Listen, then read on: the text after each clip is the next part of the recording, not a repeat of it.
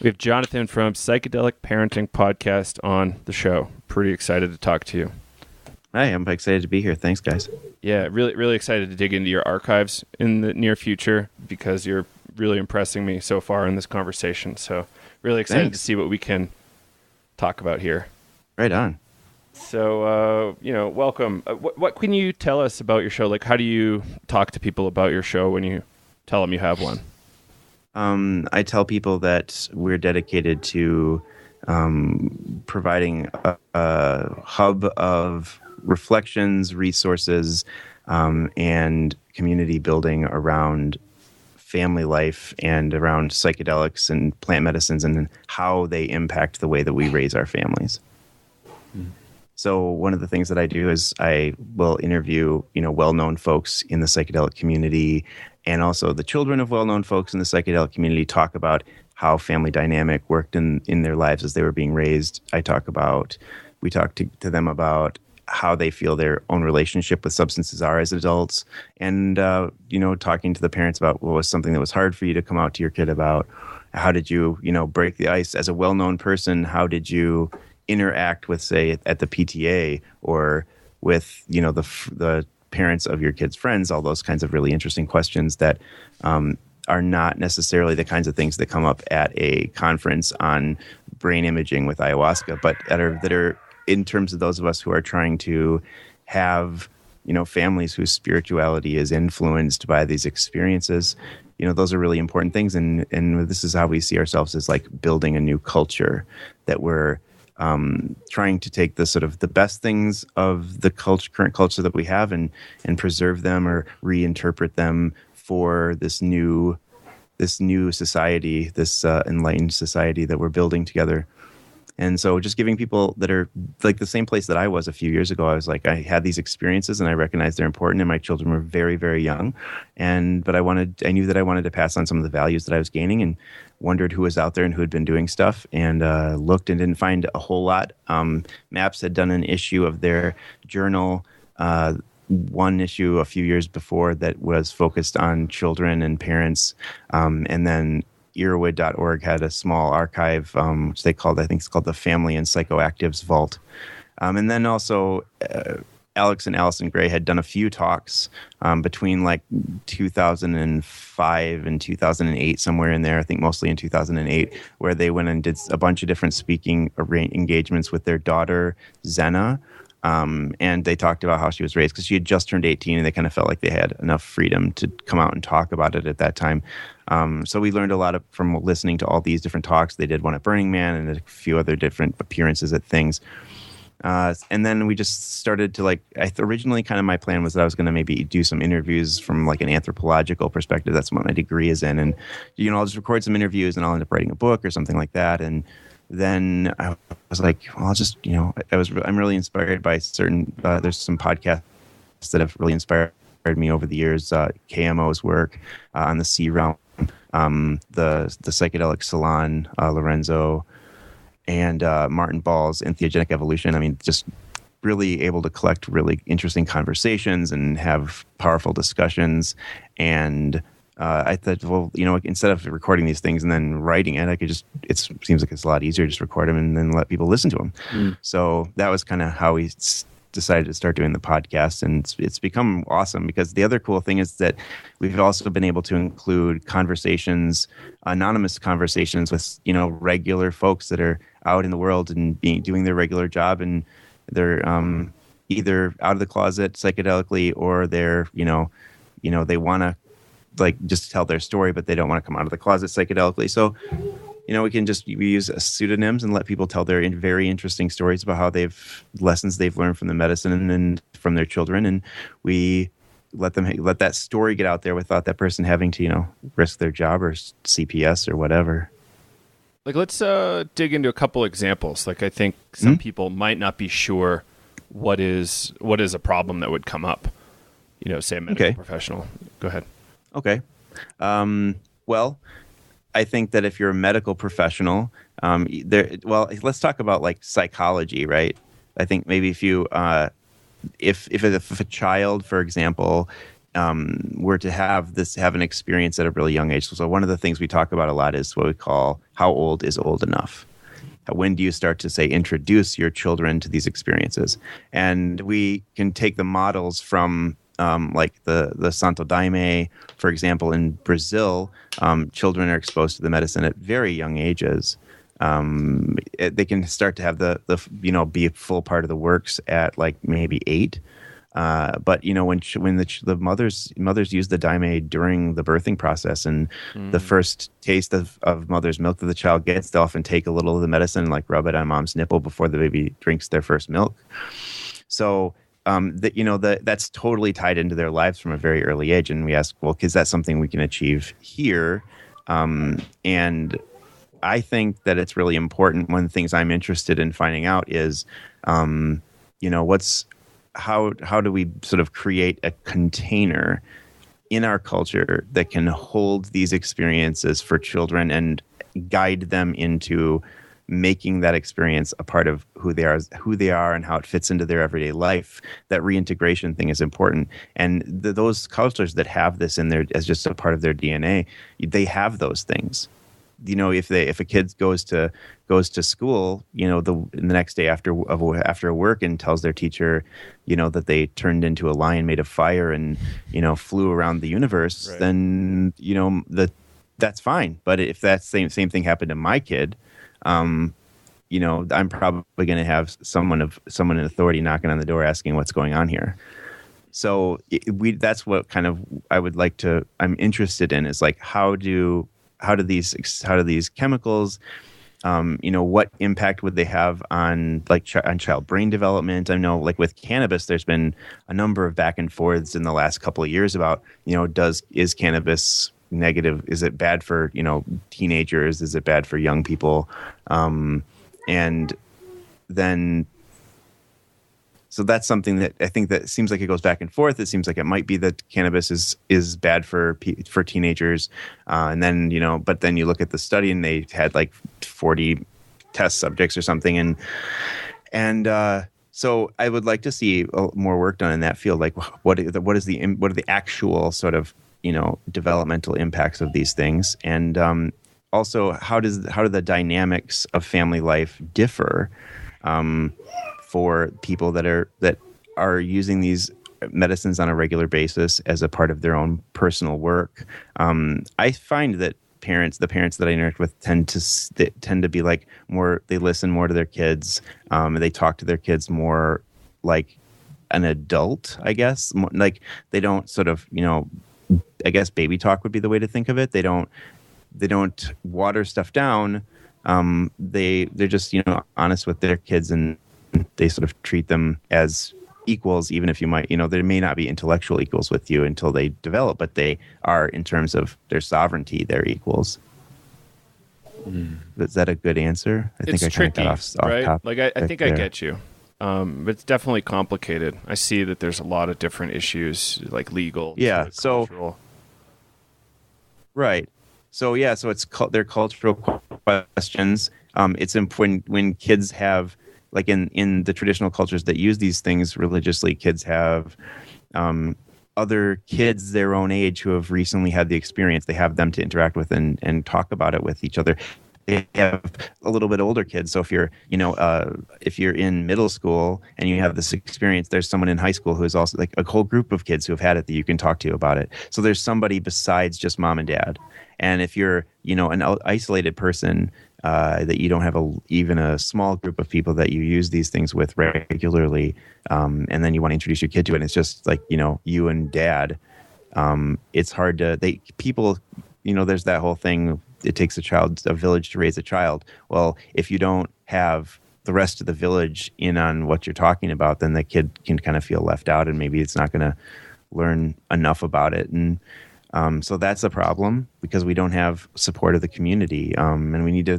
And what I think we need to do is build more community. I think that's kind of what we're trying to do with our podcast and our website. But we also need to, I want to make sure that these things are not going to be, like harmful to young people. And I obviously don't want to do anything that's harmful to young people. I think that we're going to find that, like any of the studies that have been done, like on LSD and psilocybin, that, sort of long-term brain function is not negatively affected by them if they're done within the right setting. So I'm not super worried about it or anything, but I think it's worth researching, and it's worth researching how the family dynamic works. I'm very interested in researching how the socioeconomics of sort of lifelong psychedelic use. Are people more wealthy? Are they less wealthy? I think my gut it would be that people probably make less money because we tend to sort of value experiences and being in the presence of other people more than we value the rate of our paycheck. So maybe we aren't as sort of gung-ho on work as other people might be. And then someone might interpret that as laziness, but I interpret it as just a reassessment of your values. But then go ahead. I was going to say, but then you have the tech people out in San Francisco that are microdosing and making lots of money. Yes, right. So yeah, it's a double-edged sword there. Something that just kind of popped in my head, and I think it kind of goes back to this conversation that we had when we first met at Symposia, the first Symposia. I worked with at-risk teenagers in a residential home for about like 2.5 years, and the integration of these experiences, like, a kid comes in, they want to talk about it because it just, maybe they were hanging out with their friends, and I think it was the only like residential counselor that would want to have these conversations, because everybody kind of goes, no, these experiences are bad, don't do it. But it was really interesting to kind of have these conversations with the kids and explore like what their experience was like. So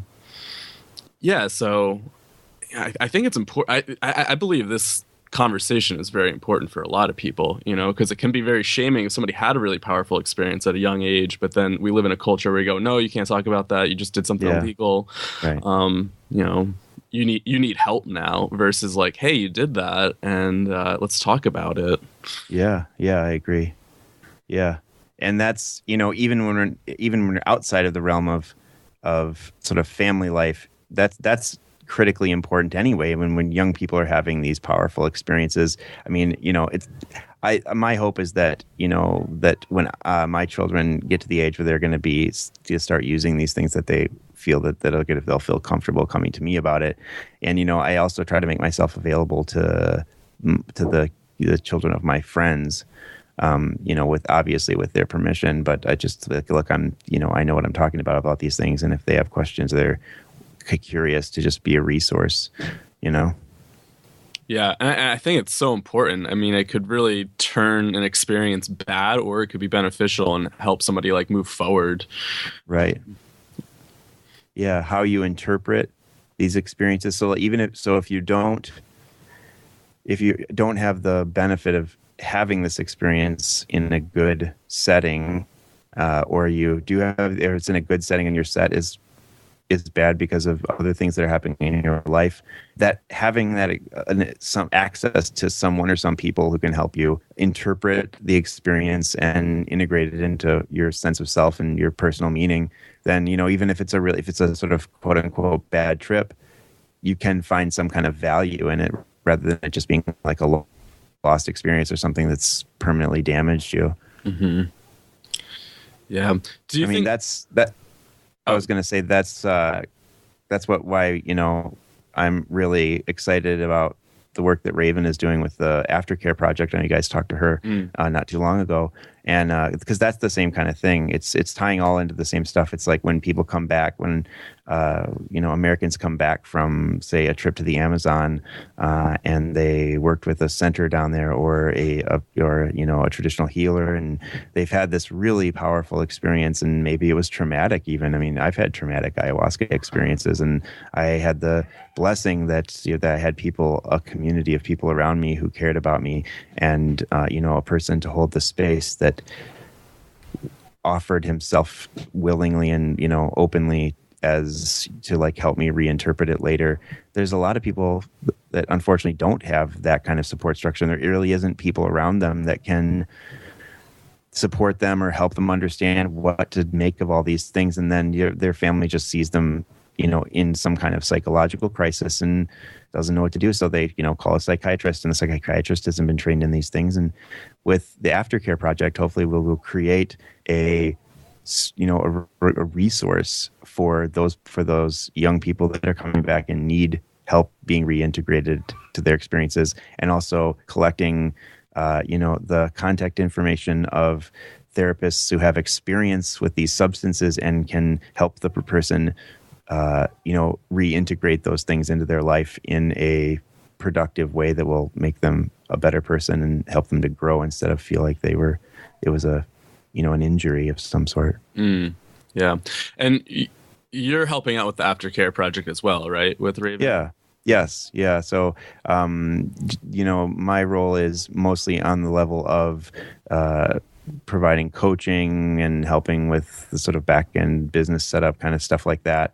And, depending on what happens in the future, if we have more stuff going on, my role may expand to provide more support to her if she needs it from me. And, but, we just, right now I'm just trying to like be there and be available. And, I'm not a trained therapist, so it's not going to be my role to be involved in, developing protocols and things like that. I'll leave that to the experts. But, I'm pretty good at organizational things, and I know how to set up companies and that sort of stuff. So I'm the sort of back end guy mostly.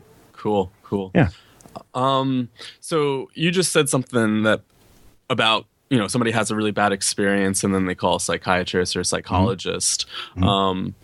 Do you think there's a future in trying to have a conversation with some of these professionals about what these experiences are? I noticed when I worked in the field for a little bit, like nobody would want to talk about it or had an interest in it, and they just kind of like was boom, it's pathology, didn't acknowledge it. But I always wonder that. But it's tricky, because you're talking about something that's illegal, and it's like, how do you have these conversations, especially with the people that are in the field? Do you think there's a future in maybe, educating some of these professionals about what these experiences are like or how to work with them? Oh, I definitely think so. My friend Steve Elfrink, who lives in Viroqua, Wisconsin, has started an organization called Terra, and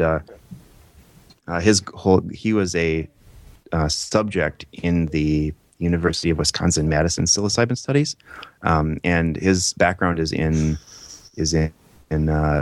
sort of doing trainings and events with medical professionals, mostly in like the eye care industry. And so he's kind of taking those skills that he has, and he wants to, create more conferences and projects that are focused on medical professionals. And, maybe they are at a place where they have some interest in learning more about this stuff, but they aren't interested in, going to CIIS and getting certified to be a psychedelic therapist, but they want to sort of find out what's going on and be more engaged with the studies and the stuff that are actively occurring. And so that's kind of what he's working on right now. And I think that's pretty cool. And I think if you look back at the history of, say, this research into LSD and psilocybin in the 60s and 50s,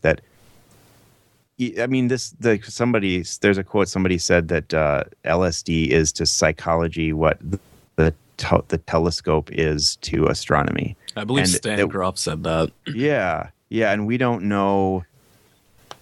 We wouldn't know anything about brain chemistry, about synapses and about neurochemicals without having studied LSD. So I think that I think that once the laws change, or once some more of these studies become mainstream, that I think psychology will come around pretty quickly to recognizing that they have purpose. I hope so. Yeah, I hope so too.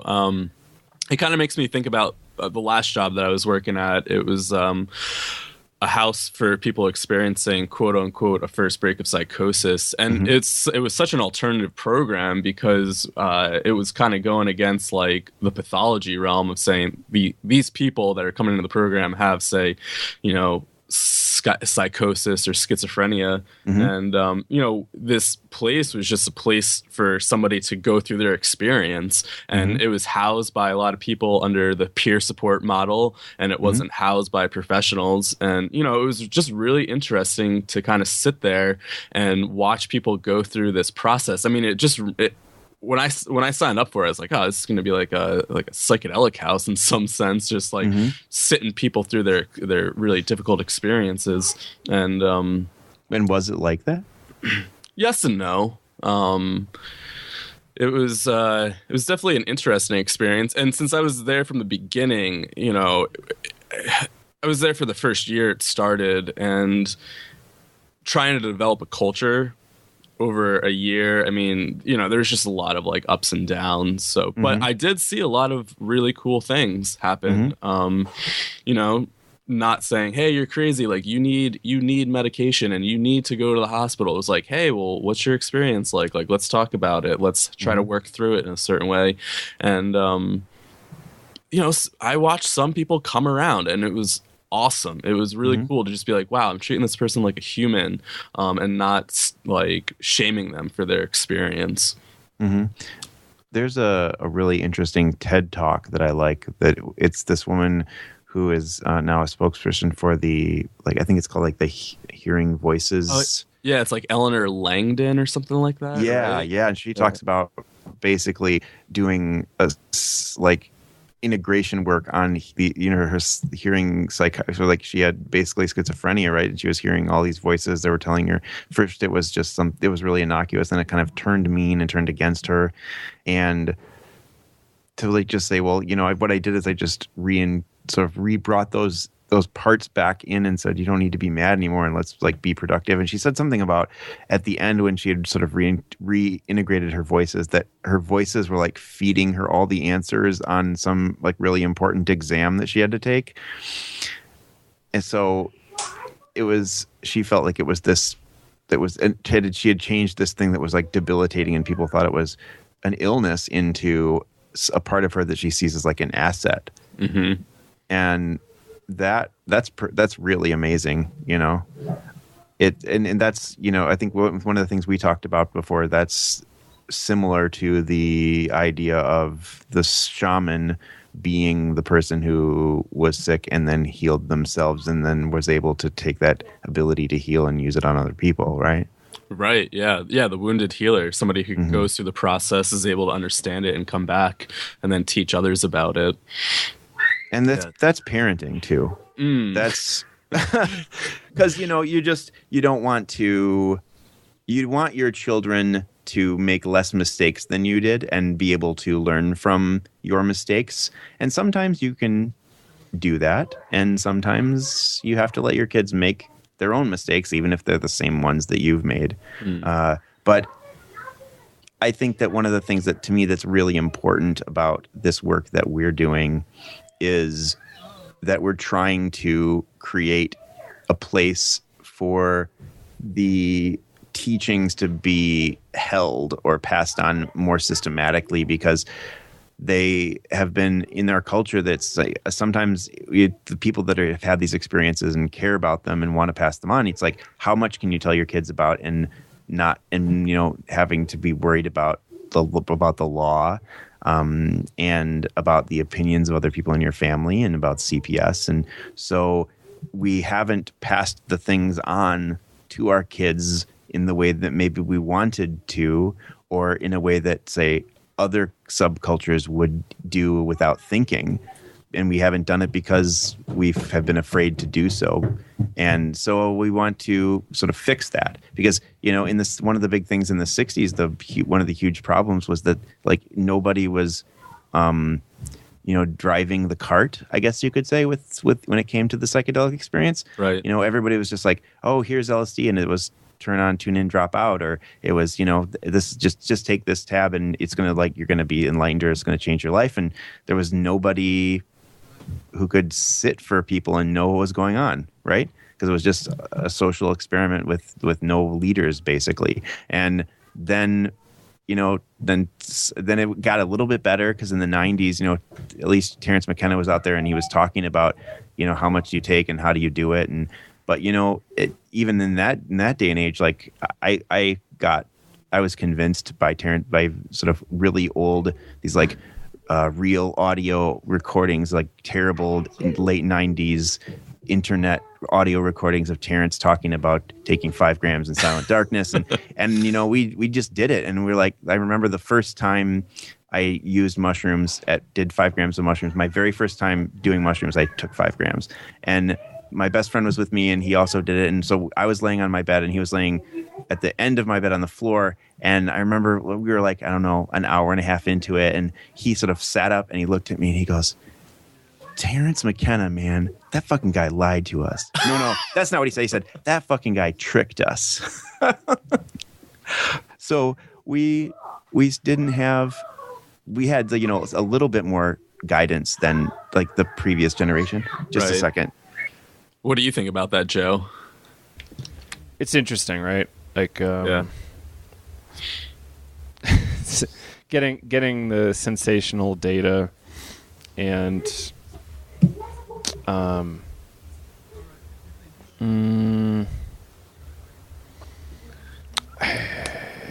psychedelic stuff is just so personal. Like, how do you get? It's the same way with all sorts of stuff, like stories from yoga, stories from people doing Kabbalah and stuff like that. Like that's like you're gonna have this personal gnosis that's like for you. It's like your personal experience of this thing, and maybe there's some spiritual subtext or something there, but it's not necessarily. You can't say absolutely this is what it is or this is what it's going to be for all people if they follow this program or something. Right. It's tricky. And how do you share that? I don't know. I think humans need to evolve a little bit more. Conversations like this help us evolve that conversation. Worldwide. Well, I mean, I think that for us, it's about like passing on the values and the lessons about how we interact with the world that we gain from our experiences. That's what the big thing. That's what we're trying to pass on. What values, and so we have values like like spirituality. A person's sort of expression of their spirituality is the highest thing in their life. We go to church regularly and we take our kids to church, but my kids turned out to be Buddhists or pagans or atheists. I wouldn't really care as long as they were, looking for the highest truth in the world. And then we also like values of what we call of just like being environmentalists and being being focused on social justice. And for us, it's like we try to make our kids aware of things like white privilege and how they have like sort of more access to things than kids with different skin color in our same neighborhood just because they're white. And what are you going to do with now that you know that? What are you going to do differently in your behavior? Also, just like being okay with just free expression. So, whenever it comes to like gender issues or, sexuality issues or just how you dress or how you express yourself through art, that's a big value for us, is that ability to have free expression in our homes and in our communities. And then also that we have a household where questioning is totally available. So you can always ask any question that you want to ask, and it will be answered with honesty. And when it comes to whether it's about, the way that our bodies work or the way that the plant helps mommy's pain or the way that we have our experiences with other medicines, we always answer the questions that our kids ask with honesty.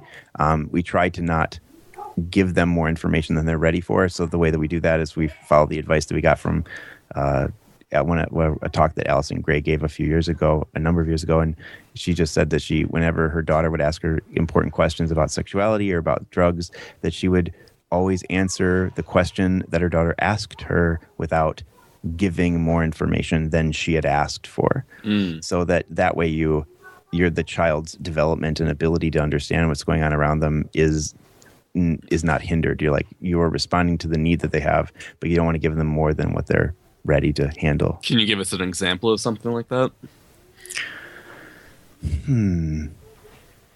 Well, when my kids are really young, my wife has been using cannabis for pain relief and anxiety issues for a long time. We used to live in Sacramento, California, and she had a prescription there.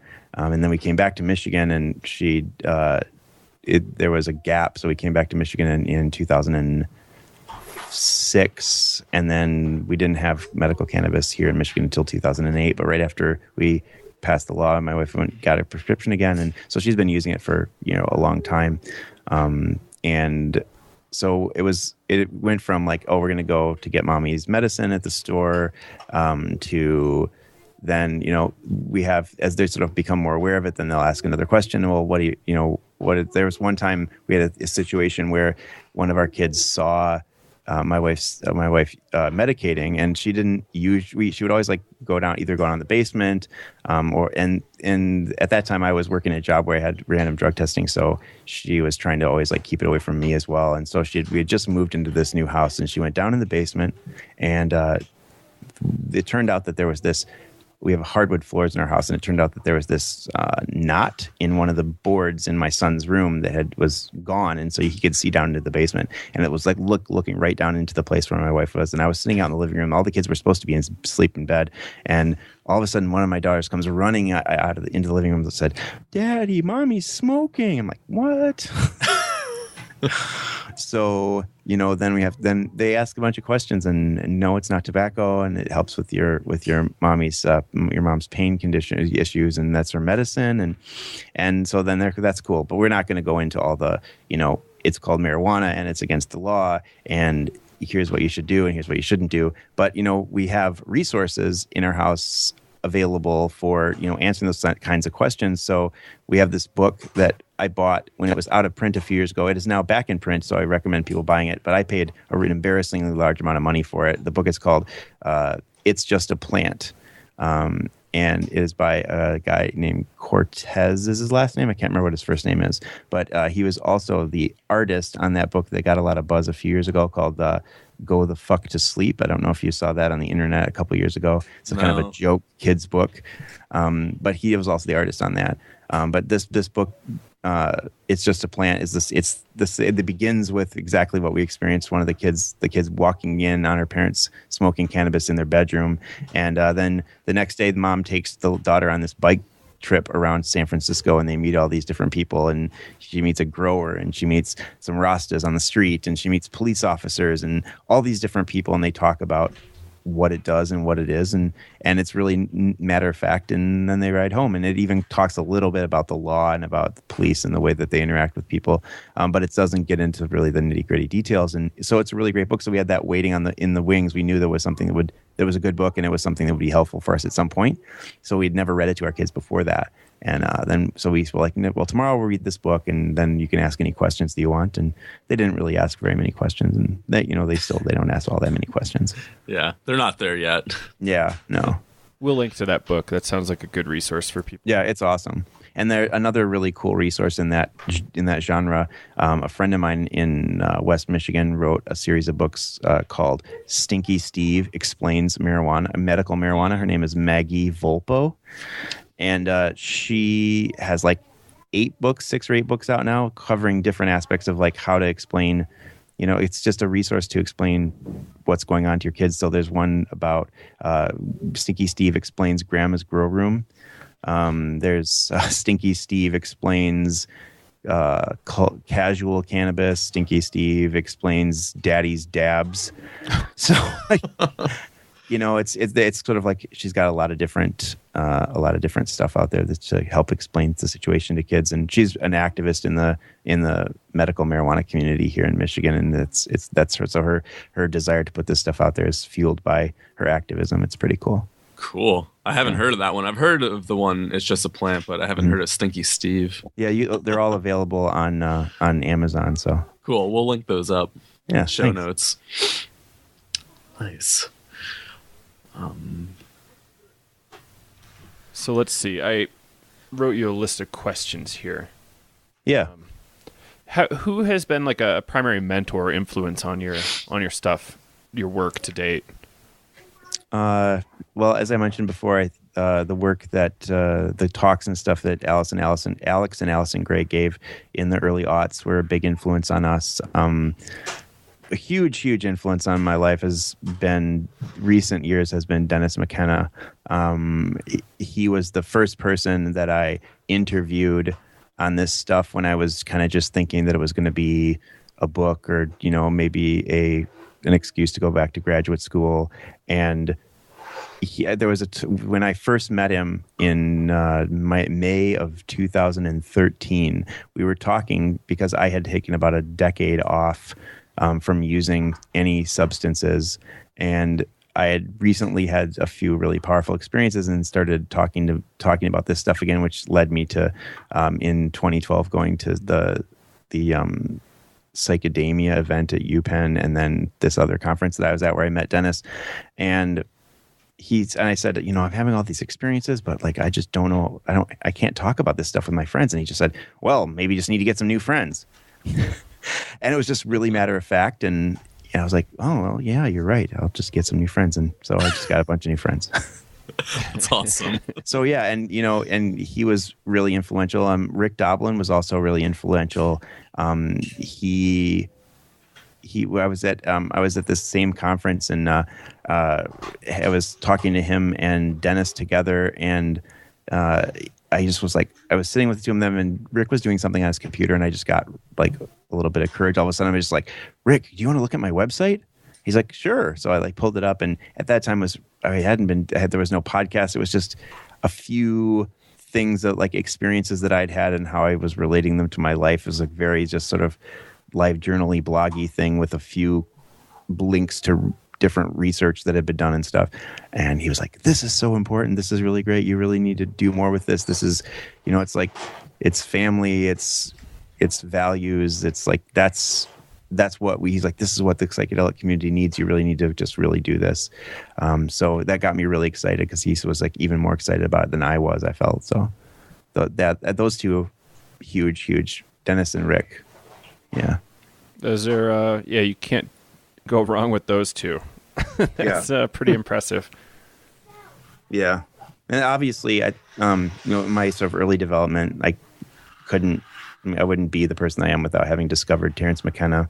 I never got to meet him, in fact, but I remember the day that he died distinctly. It's like this really significant day in my life. I mean, we had that was in the year 2000, and I had only just recently, the fall before, discovered him and discovered psychedelics and had really powerful 5-gram experience. And so it was really important to me. And it was funny when I met Dennis, we were talking about a few different things, and I was thinking in the back of my head, like, it's really funny, like that I agree with him on so many things. And then later I was talking to somebody about it, and I thought, well, Terence's writings and my experiences with these substances were so important in becoming an adult and who I was as a growing adult, that it wasn't so much that like me and Dennis just agreed on stuff. It was like Dennis's ideas were like, I had the thoughts that I had because of, Dennis and Terence and all the readings that I'd done of theirs when I was an undergraduate. So it's more like I was cribbing Dennis for 20 years than like him and I just happened to agree on everything. That's excellent. Yeah. Have you bumped into this guy, Kalindi Ayi? Yes, I love Kalindi. He is also a huge inspiration to me. We're both Michiganders, and he is a guy who every conference that he goes to, he ruffles the feathers of academics and of like sort of sane people because he just sticks it out there. Yeah, I love Kalindi. He's a great guy. Do you know if I can't say what he's doing with those super duper high doses is therapeutic. I get the context for spiritual stuff. I don't think that he thinks of it as therapeutic. He doesn't think of it as religious either. It's more like, he says that it's more like exploration. Right. It's kind of like that warrior ethos. I interviewed him for one of my other shows. Uh-huh. Yeah, and it was a really interesting conversation. Yeah. Yeah. I just wonder if there could be some use or some research done on those super high dose experiences. That would be psilocybin. That would be interesting to do that. Yeah. I think that I think one of the things with research that, and this is just, I guess, my personal sort of concern about research, is that I think that it's really important that we understand these substances and how they're working in the brain and the therapeutic effects, the therapeutic uses that they might have. That's important and wonderful and necessary. The concern that I have about that, and I know that Kalindi has expressed similar concerns before, I won't speak for him, but I know that I've heard him talk about it, is that, if you say we turn psilocybin from Schedule 1 into Schedule 2, right? So it's now doctors and psychologists can administer this stuff.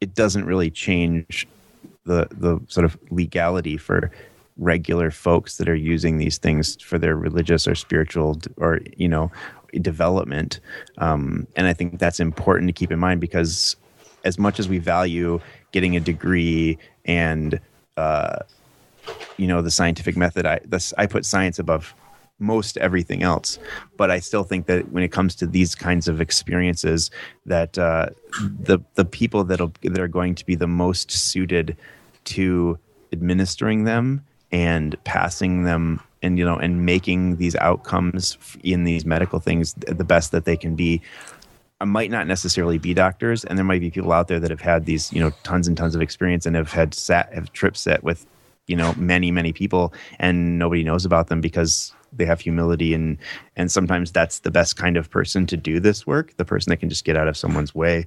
So that's not really an answer. That doesn't really answer your question about Kalindi, but it's one of the concerns that I have about making psychedelics, like getting too far into the medical model of psychedelics. I have that concern as well. I always think about it's like taking the medicines out of the shaman's hand and giving it to scientists and saying we know the realm better. And right. I keep going back and forth with that a lot. And it's an interesting conversation for sure. I think that for me, the ideal would be for the medical practitioners to have the humility to recognize that, there are traditions that have sort of cultivated this and understand it. And like, how can the medical model incorporate those people's wisdom into its understanding of how these things work? For me, that would be the ideal, would be to combine them in a way that is the best of both. Mm-hmm. Yeah. And you have a pretty good understanding of how the Religious Freedom Act works, right? Yeah. Yeah. It's been a focus of my research since I was an undergraduate. And it's an interesting thing because there's a lot of groups out there now that would like to, take the mantle of religious freedom when it comes to substances. And I'm glad that people are doing that work. There's parts of it that make me a little nervous. Can you guys hear the Legos going on behind me? It's no problem. Okay. All right. It is, I've always had some serious problems with, like, for example, the Hobby Lobby thing, where Hobby Lobby didn't want to pay for particular kinds of birth control for their employees on their insurance because they were, they said, well, we're Christians, like the company was a Christian or whatever, and it didn't want to pay for IUDs or whatever it was.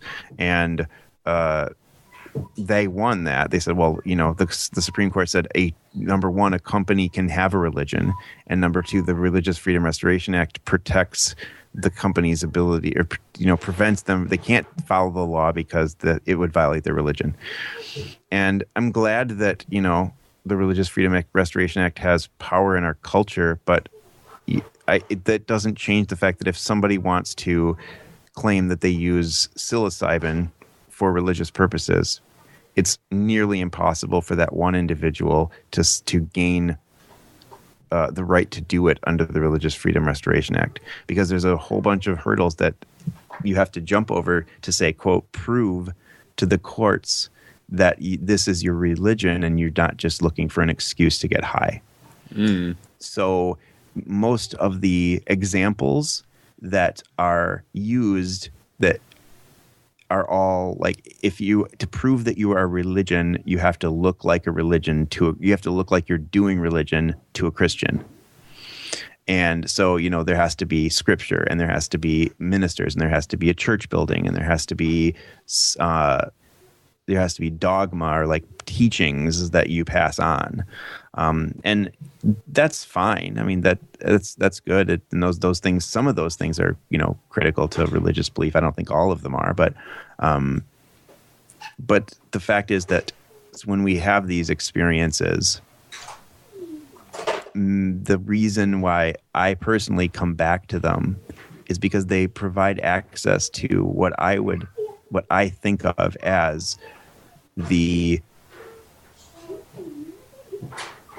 fundamental religious experience. That when you are in that place of like no self and bathing in the eternal, in the eternal Godhead or whatever it is, that sense of unity and sense of being in touch with everything and getting messages from this sort of cosmic consciousness. To me, that is the essence of religious experience. And so when we have to go to a court and say, well, this is my religious experience, I find it's a little bit insulting to me, because we have to, the First Amendment is supposed to protect people from having to take a religious test in order to be, in government, or that we have we have freedom of religion. But in this situation, we have to first, a court has to decide if you really are a religion. So that it creates a situation where the government is essentially licensing religions. And that ends up being what happens.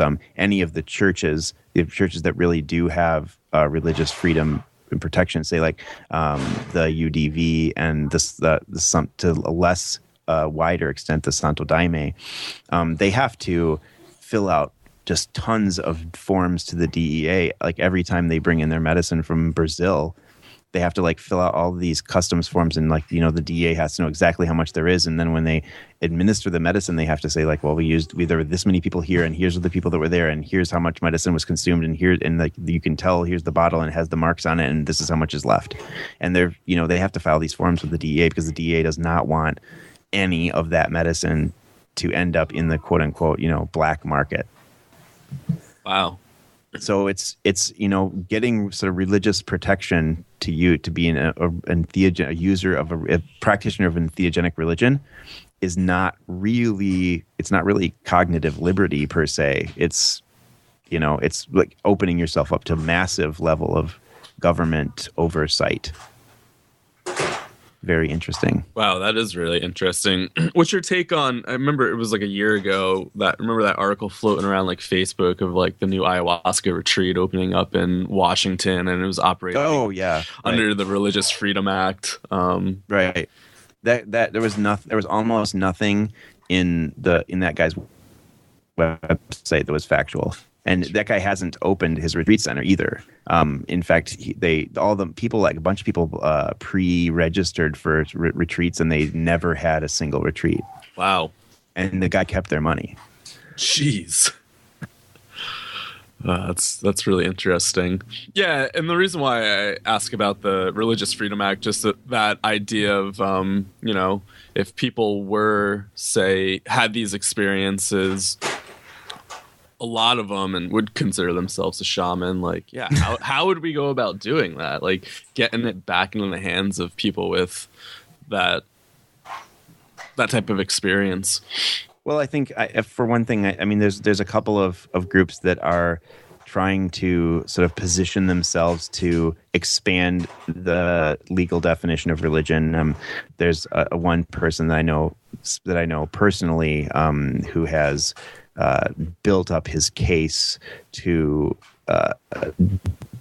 be, if he gets busted by the DEA or by the authorities, he's in a position where he's ready to defend his church, and he he practices a form of like mestizo, a Peruvian mestizo shamanism here in the United States. So it's very much the same as if you would go down to Peru and sit in ceremony. And so it's not, they don't have the sort of traditional forms of church, but they're trying to like sort of look at what the different standards are that have been defended before and say, well, this is like that. So one of the things is that in the Religious Freedom Restoration Act that you often have to do to prove that you are a religion is you have to show that it's old. So it has lineage, or you have a record of this has been around for 100 years or whatever. And so one of the things that my friend did is they went down to Peru and got video interviews of like his teacher and his teacher's teacher and talked about how, and he showed how the teach from the lineage are, he's like teaching the same things. And, arguing that like there's scripture. And in the Santo Daime, they have successfully argued that their chant, their songs, their hymns are their scripture. So that's how they transmit their beliefs. So the songs can sort of take the place of, say, the Bible. And so it's and one of the other things with the Religious Freedom Restoration Act is that none of the decisions, even if they go to the Supreme Court, they don't create a precedent that allows other people to, like, so with gay marriage, right? Two people that want to get married take their case to the Supreme Court. The Supreme Court says that the government can't not let people get married because they're gay. So then gay marriage becomes legal across the country. With a case that goes before the Supreme Court in regards to the Religious Freedom Restoration Act. So the Santo Daime goes to the Supreme Court and says, we use the daime or ayahuasca as a religious sacrament, and the case goes through the courts, and at the end the Supreme Court says, yes, the government is wrong to confiscate your medicine, and it's part of your religion, and you're recognized as a religion, and now you can, with sufficient oversight, bring this in or manufacture it or whatever it is that you do. But it doesn't say that anybody else has the right to use ayahuasca. It's only for that group. So, like an example, and if the decision is not made at the Supreme Court level, then the decision technically is only binding to, say, like however high the court goes. So, and this is my understanding is like, say that, so the Santo Daime Church in Ashland, Oregon, was raided by the DEA and had their medicine confiscated, and their minister went to jail. And then they took it through the courts, and they went to it got to the level of a appeals court, and the appeals court said that they were a religion and they were legally able to use the medicine. And so it wasn't, then that decision was not challenged by the government.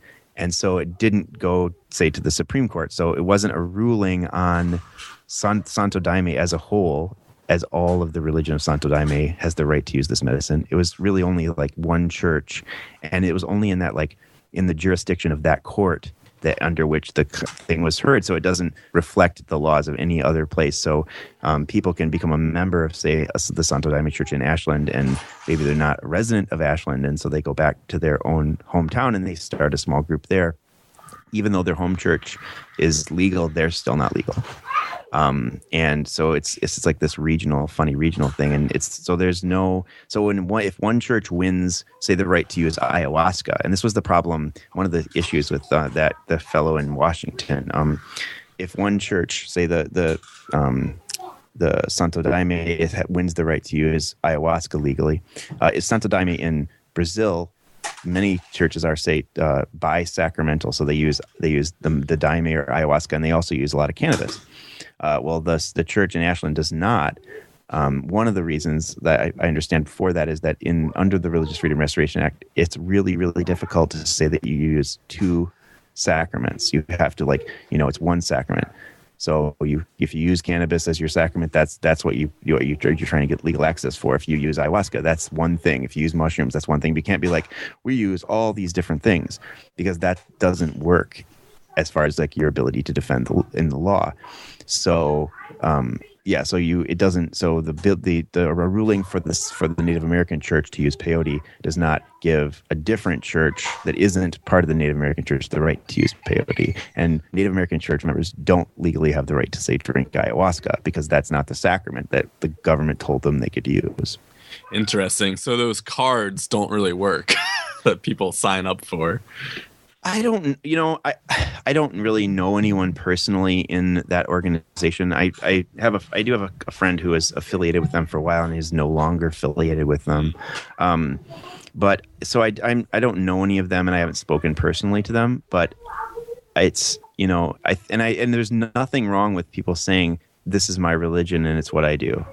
There's nothing wrong with that at all. And in fact, I think more people should do that. But they should be aware that if they, that the saying that you're a member of this religion does not protect you from being arrested. In fact, the way that it usually plays out with Religious Freedom Restoration Act rulings is that someone is arrested first. So being in that church if that church hasn't had a court ruling that says they have the right to use ayahuasca, then you can be arrested for using ayahuasca, and then maybe you're going to be the first member of that church that's going to have to go through all of the headache of, having your kids put in a foster home and having to, go to jail until you get through the courts and figure out that, yes, it is a religion and you have the right to use it. And now the government has decided that that's fine. So that's the thing. It's like, I'm fine with people saying that it's their religion and they should say it, and more people should say that, but you have to be aware that it might be somebody has to be the test case, and it could be you. And I think that some of these places haven't been transparent enough in the way that I see. Maybe if you go to them and you're going to have a ceremony, and they'll tell you before you start that there's a potential that just so this isn't technically legal. That's fine. But I think it's that transparency in these situations is really important, I think. Yeah, that's great information.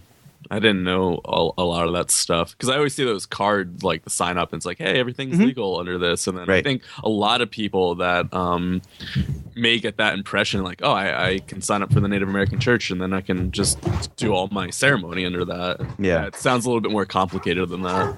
Yeah, so one of I think the group we're talking about is the Okavela Native American Church. Yeah, and this is just the way I understand it in regards to people that I've talked to, is that and the stuff that I've read is that there was a ruling in the state of Utah. So before this ruling in Utah, it was the way the Native American Church and their sort of legality under federal rules was that only people who are registered members of a Native American tribe could legally be members of the Native American Church. So then there was a ruling in Utah that stated that it was not constitutional for the government to say that just because you're white means you can't be a member of the Native American Church. Well, it wasn't even white. There's this one guy, the one guy was not a registered member of a tribe. And he said, I should still be able to use the medicine. It shouldn't have anything to do with this registration as a member of a tribe or proof of that my genealogy is pure enough as a Native American to the government standards to be able to participate in my religion. So this ruling in Utah said, yeah, he's right. That's the case. The government can't say that there's a racial requirement for religion. So that made it that they could offer membership to anyone, So that was one of the things with that particular group, but it's still a member of the Native American Church. So the way that I would understand it is that they're technically their sort of access to medicine should be limited to peyote, because the Native American Church does not have the legal right under the government to drink ayahuasca. That's not part of their practice.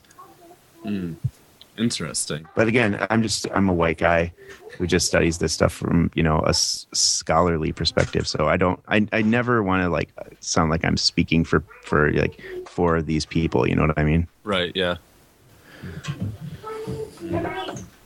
A white guy with interest, we're all white guys, but a white guy with interest in making this stuff a little safer. to do. Yes. It's not Right. like you're disinterested. Right, and from my perspective, it's for me, it's about like when you're talking about these like traditional groups, whether it's the Native American Church or the Daime or the UDV, or some of the others. There are some Native teachers who come to the United States and who have gotten religious protection very quietly, that are teaching people like in very traditional ways. It's not that I think that what we need to do as white people is like, learn from those things. And I think there's very many ways that we can look at the way that they've done the things in terms of building community and family life and in integrating children into the experiences. Those people are going to be our biggest teachers, I think.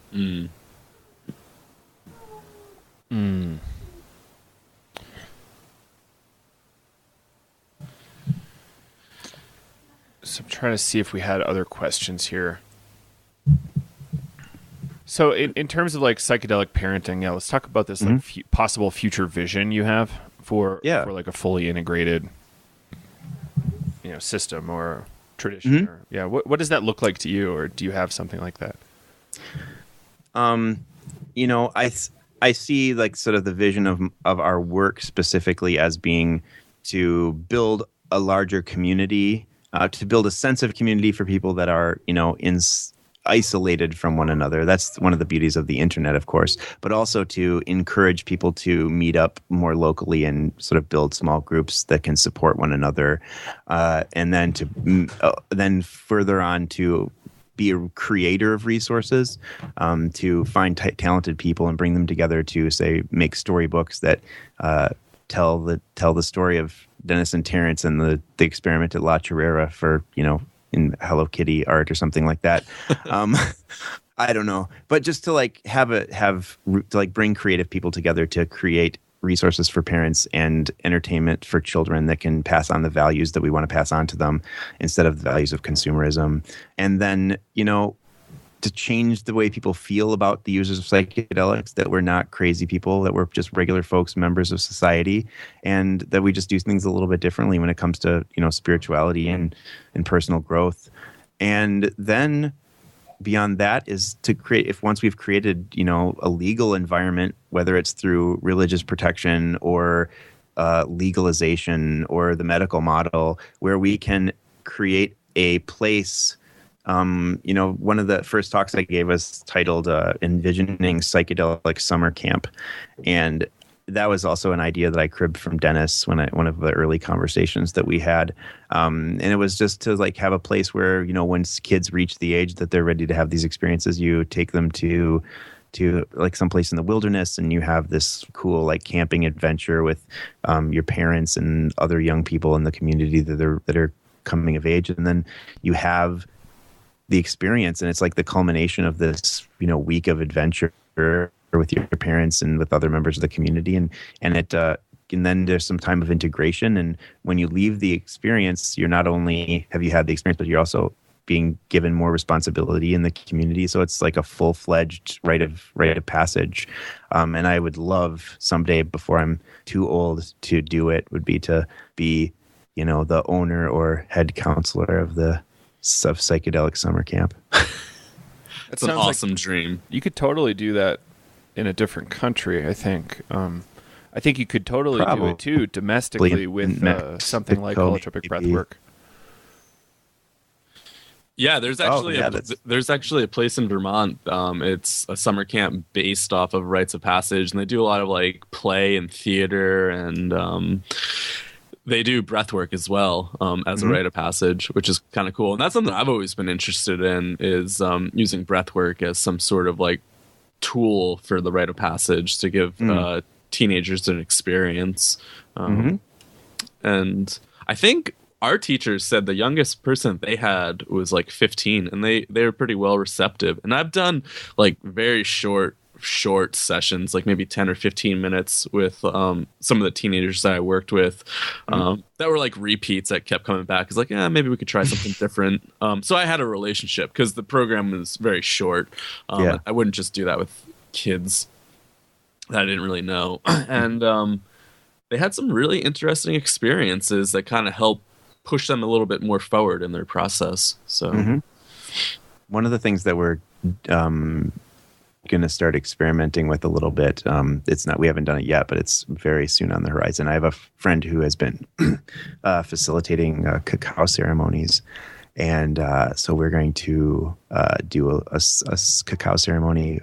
He's going to hold the space and bring our children within and on it, and then the kids of a close friend of mine, and just kind of see how it goes as a way to kind of familiarize them with the ceremonial space, and work with medicine that doesn't taste so bitter as some other things do, and also doesn't have so overwhelming a psychological response, and just kind of see how it goes. I think that it's going to be fun. I think that's awesome. I've actually done.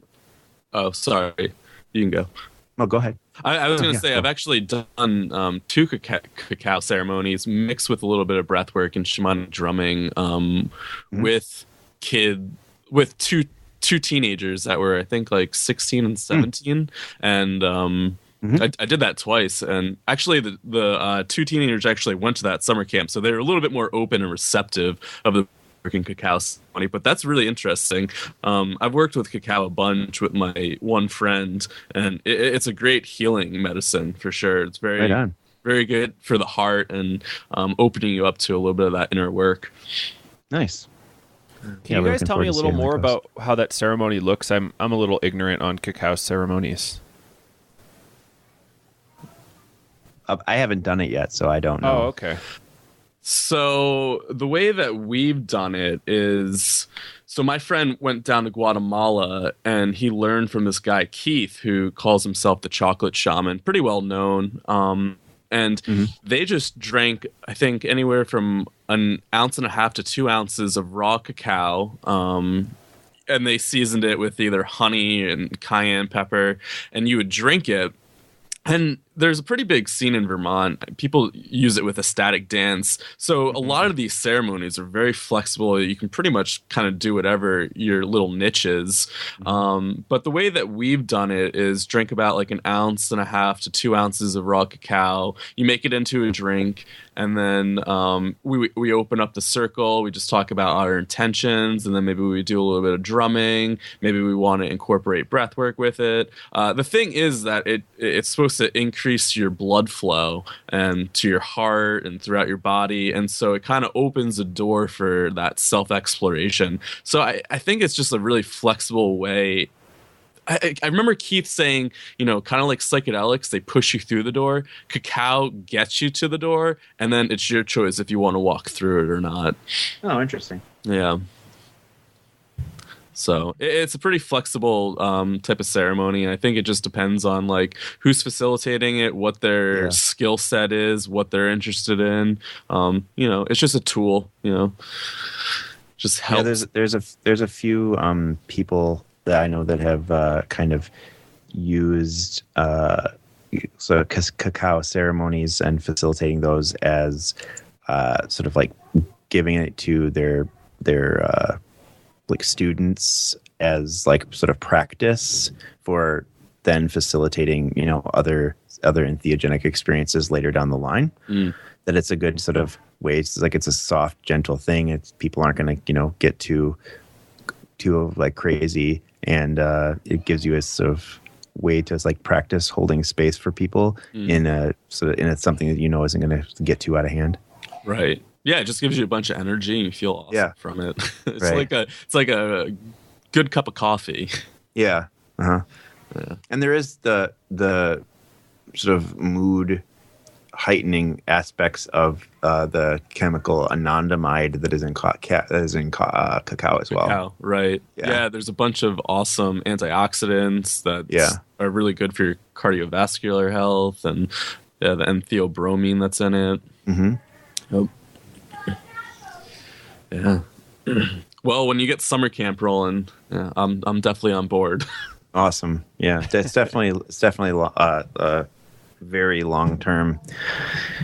So right now we're just focusing on creating the podcast, and I know I get one out every week to 2 weeks, depending on how life is treating me. And it looks like I'm going to have a lot more time in the near future. So I'll probably be putting more energy into that and offering more resources on the website. We'd like to convert a few of the our sort of top best hits in terms of the podcast, converting them into news or like articles that are in text form that you can read, and hopefully get them out there a little bit more, because there's the number of people who will read an article or an written interview with someone that was going to take them 15 minutes to read is a lot higher than the number of people who are ready to sit through a 1 hour podcast. So that's kind of what we're trying to do, is create more text-based information and show the level of what a resource we really are. But we just, we're trying to get it out there to more people. So we're doing that, and we are currently accepting applications for people who are interested in writing with us. So we're looking for people who are currently parents and who have either had significant psychedelic experiences that they want to incorporate into their parenting, or that currently are doing that. And we're going to do some things like provide book and movie reviews that, from that perspective, as this is a really good book, say, to read to your kids at this age, because it opens them up to these new ideas. Here's a great movie to show your kids that is illustrative of a psychedelic experience without being too overwhelming. So providing that kind of information, like actual practical, what kind of stuff do I share? So that's going on right now. Look, we're collecting people that are interested in that, and so when we do bring those people on, they will. We don't have a lot of money, but we're hoping to be able to say, hey, if you want to review book X, then I'll buy it for you, and just provide us with a review. And we're also trying to get musicians that are being interested in.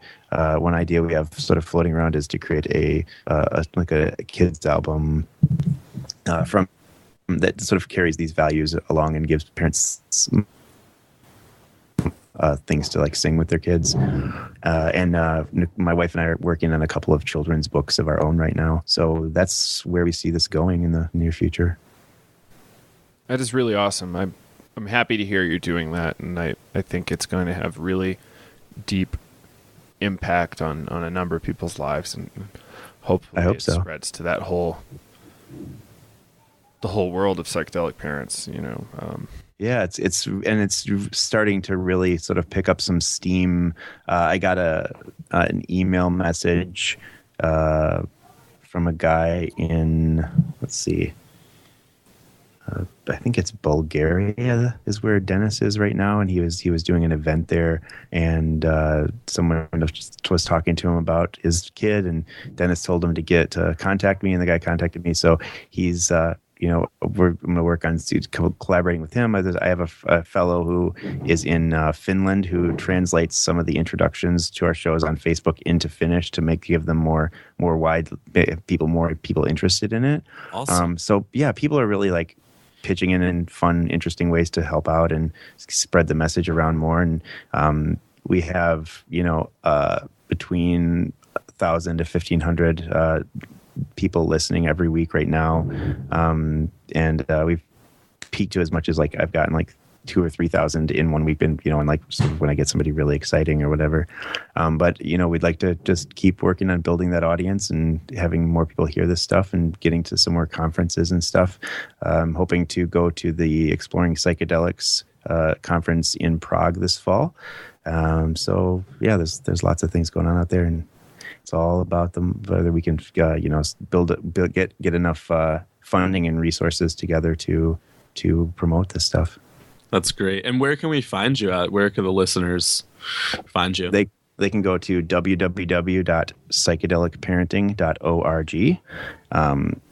My podcast is on Podomatic, and the address is www.psychedelicparenting.podomatic.com. I also have links to all of my shows straight from my website as well. We are a fiscal sponsorship of the Multidisciplinary Association for Psychedelic Studies, or MAPS. So at the top of every one of our podcasts, we have a purple button that says donate. If you'd like to participate and help us out with this work, we would be gratefully gratefully appreciative. So one last question. So say somebody was, or a couple 7-8 months pregnant. Where would you have them start if they don't even know really where to start on how to approach this psychedelic parenting subject? I think we'd start with our article, which is we have one called "What is Psychedelic Parenting." We also have an article called "The 5 Psychedelic Family Values" by our blogger Daphne Dawn. It's a great place to start about what do we stand for, and what are we trying to spread? And then, getting involved. We have a closed Facebook group. It's actually called a secret Facebook group, so that people can have conversations about these things. If they would like to become a member of the secret Facebook group, they can go to our Facebook page, Psychedelic Parenting Facebook page, and just send us a message and let us know that they'd like to be involved in that more intimate conversation. The good thing about our secret Facebook page is that when you post to it, people that are not members of the page cannot see that you're posting. But also, it's not something that people can search for or tell that you are a member of unless they are also a member. So it gives people a little more space to talk about stuff that maybe if their parents knew that they were a member of the Psychedelic Parenting Facebook page, if it was a closed or an open group, then they might not be quite so comfortable to join. So we try to make it as comfortable as possible for people. Yeah, that's awesome. Well, Kyle, do you have any other questions for right now? I think we covered a lot. I was just gonna close up with a similar question. If you had a piece of advice for parents talking about this stuff with kids, or maybe maybe mental health workers that come across this of kids having experiences, or just any type of words of wisdom, I guess you would say. Sure. I would reiterate what I had said before about it's really important to answer questions honestly. My personal core belief, one of my most fundamental spiritual beliefs, is in a concept I called radical honesty. And that means that everything that we do should be done with integrity and you should be able to be the same person with your grandmother that you are with your best friend, or that you are with the police officers, and that you are with, everybody that you come around. You should be able to be your genuine, authentic self. And being honest with people makes it a lot easier to get around in the world, because you don't have to worry about who you told this to and who you told that to. So being really honest is the number one thing that I think is important when it comes to these things, and it comes to your children. If they ask you a question, answer it honestly. Don't pretend that you don't do these things, because all that will happen in the end is that your children will either realize that you do them and then be confused, and or they will go off and do them themselves and learn from another kid, or learn from somebody else who isn't you. And if you value these experiences, then you should want to pass them on to your children, because that's how we see this as the easier way to change culture. If you've ever been on Facebook and you're trying to have a conversation with a Republican about the importance of socialized medicine, you will realize quickly that it is very difficult to change an adult's mind about something, especially when they have a very strong belief or a strong viewpoint around it. In fact, presenting somebody with evidence to the contrary of their belief, studies show, will often make them more believe it stronger instead of changing their mind. So I think that, trying to convince adults that what I do should be valued is not necessarily worth the energy. Whereas if I raise my children to believe that certain things are normal and acceptable and fine, like, we have a friend who's transgendered, we have friends that have a gay marriage, it's like that stuff that's just a normal part of life. And then the kids grow up and, and psychedelics having medicine experiences is a normal part of life, because sometimes people get depressed, and sometimes people have things in their life that they don't know how to fix without communing with the divine and finding out what the next step is. And that's just part of who we are. And we just teach our kids that that's just part of who we are, and it's not weird. And that's easy. In comparison to trying to convince an adult to change their mind about something, just raising your kids to feel a certain way about the world. And you're not going to be perfect. They're their own people, but the values that you instill in them at a young age are always going to be with them in some form. And I just think it's easier. You could see that all of the most successful religious groups are successful because they're really good at keeping their children in the church, say. So we're not really a church, but it's the same thing. It's like creating culture and passing on values, and you just have to do it with them because it's way easier to just have your kids, lots of kids grow up believing that X is acceptable than trying to tell some old person who grew up believing that X was a sin that thing is fine. So eventually those people will die off, and then all these people who were taught to be more loving and be more open and be more compassionate, they're just now the regular people. Wonderful words. Plant the wisdom in the seeds and let that be the change. Exactly. Awesome. Well, thank you so much for joining us. It's been a wonderful conversation. Thanks for having me on, guys.